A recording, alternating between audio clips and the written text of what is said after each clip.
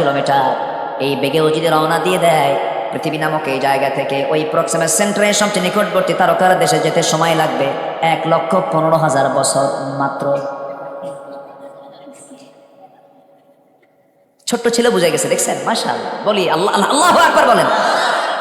1,15,000 বছর মাত্র মাত্র। বাঁচবেন কয়দিন, যাবেন কোন দিন? আর আল্লাহ বলছে তুই আমার ভয়ে নিজের সতীত্ব, নিজের যৌবনকে কন্ট্রোল করবি, নফসকে কন্ট্রোল করবি, নফসের শুদ্ধতা আনবি, আমি আল্লাহ তোকে স্পেশাল মেহমান বানায় আর শাজিমের ছায়া জায়গা দিয়ে দেব।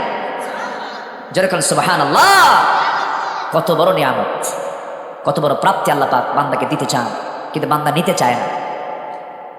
জান্নাতের যে নিয়ামত, দুনিয়ার জন্য আমরা পাগল। আমার রাসূল একটা মরা ছাগলের কান ধরে আছে, মরা ছাগলের, সে কানটা আবার কাটা। কানটা কি কাটা ধরে বললেন এতে কেউ টাকা দিয়ে কিনবা, কুজুর টাকা দিয়ে কেনা যায়? ওর তো কানও ঠিক নাই, দামি নাই।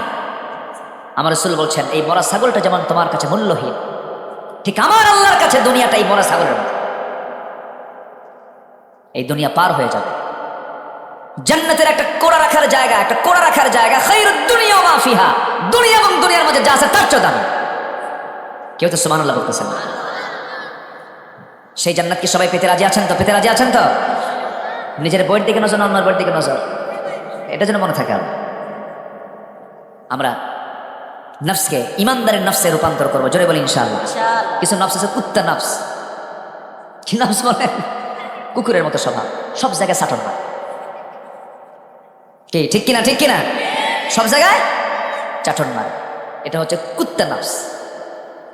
উলাইকা কাল আনআম বাল হুম আদাল। আমি কই নাই, এটা আল্লাহ কইছে। ঠিক আছে কিনা? এটা কি আমার কথা বলতেছে নাকি? এরা চতুষ্পদ জন্তু, তার চেয়েও খারাপ, কুত্তার চেয়েও খারাপ। আল্লাহ আমাদের ইমানকে মজবুত করে দেন, জোরে বলি আমিন। ইমান চেক মসজিদে হবে না, ইমান চেক হবে বাজারে। মসজিদে নামাজ পড়ার পরিবেশ আছে, ওখানে ইমান চেক কি হবে? ইমান চেক হবে, যাত্রা হচ্ছে, তুমি যাও নাকি? আসতে কম কেন? ইমান চেক হবে। সুদের কারবার চলে, তুমি সুদের কারবার করবে নাকি? এখানে ইমান চেক হবে। তসবিহ জপবেন, মক্কায় যাবেন, মদিনায় যাবেন, ওখানে ইমান চেক নাই। ওটা তো ধর্মীয় কাজ করবেনি আপনি। রাগ করতেছেন মনে হয় আপনারা? কি নফসকে পচা রাখবো না শুদ্ধ করব? নফসকে শুদ্ধ করবো, জোরে বলি ইনশাআল্লাহ। হারাম কিছু খাবো না, হারাম কিছু দেখবো না, হারাম দেখে চিন্তাও করবো না, জোরে বলি ইনশাআল্লাহ। এক সাহাবী বলেন হুজুর ওয়াজ আমি বেশি শুনবো না, আমারে খুব কম কিছু আমল দেন, আমি জান্নাত পেতে চাই। নবীজি বললেন তাই বস। রাসূল কাউকে হতাশ করতেন না, বস এখানে বস। কি করবা তুমি বলো? হুজুর আপনি শিখিয়ে দেন, তুমি কি করতে চাও বলো। ওই সাহাবী বলছেন ইদা সাল্লাইতুল মাকতুবাত ওয়া সামতু রমাদান ওয়া আহলালতুল হালাল ওয়া হারামতুল হারাম ওয়া লাম আযিদ আলা যালিকা শাইআন আদখুলুল জান্নাতা ইয়া রাসূলুল্লাহ। তিনি বলছেন হুজুর আমি যদি 5 ওয়াক্ত নামাজ পড়ি, রমজান মাসে রোজা রাখি, হালালকে হালাল জেনে হালাল জীবন গ্রহণ করি, হারামকে হারাম জেনে হারাম জীবন যদি ছেড়ে দেই, আমি কি জান্নাত পাবো নাকি? রাসূল মুস্কি হাসি মেরে বললেন সাহাবী তুই জান্নাতি। জোরে কোন সুবহানাল্লাহ। আমাদের মূল প্ল্যান হলো জান্নাতে আমাকে যেতেই হবে, জোরে বলি ইনশাআল্লাহ। কিন্তু যে বিড়ি টানে, বা বিড়ির টান দেখে মনে হয় ওর জন্মই হয়েছে বিড়ি খাওয়ার জন্য, আছে কিনা বলেন? এত বিড়ি খায়, দেখছেন তার কথা?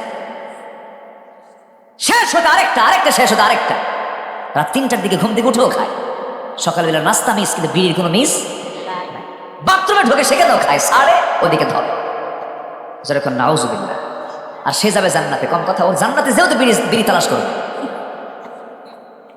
এক মাহফিলে গেছি কুড়িগ্রাম, নাম শুনেছেন তো? আমাদের দেশে কিছু গ্রাম আছে, চট্টগ্রাম আছে, 14 গ্রাম আছে, আর মাত্র এদিকে কি গ্রাম? কুড়িগ্রাম। আবার পাটগ্রাম আছে, আবার এখানে কি আছে? 5 গ্রাম। সর্বনিম্ন এটাই তো, এর নিচে 0 গ্রাম নাই আর কোথাও। 8 গ্রামও আছে।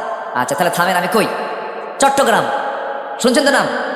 এই কুমিল্লার দিকে আসছে 14 গ্রাম, এরপরে চলে গেছে পাটগ্রাম, তার পাশে আছে হলো কুড়িগ্রাম। 8 গ্রাম, মাত্র 5 গ্রাম।